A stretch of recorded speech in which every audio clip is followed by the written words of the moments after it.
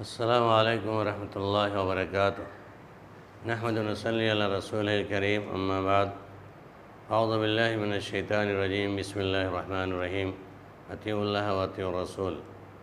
میرے دینی بھائی، بزرگوں اور دوستو، جیسا کہ ہم اور آج آپ دیکھتے ہیں کہ بہت سارے افراد، خواہ علماء ہوں، عمرا ہوں، جوہلا ہوں، تمام لوگ اس کلر کو، داڑھی کو چینج کرتے ہوئے کالے رنگ سے داڑھی کو رنگتے ہیں۔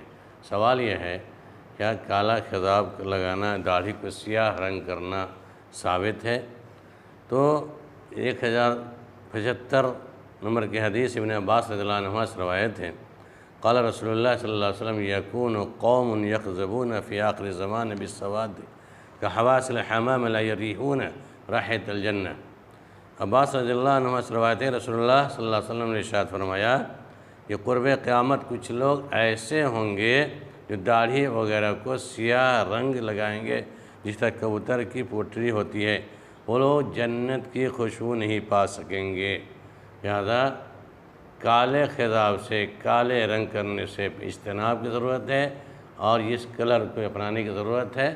یہ لہذا یہی سنت ہے اور کالے خضاب سے، کالے رنگ کرنے سے ممانعت ہے۔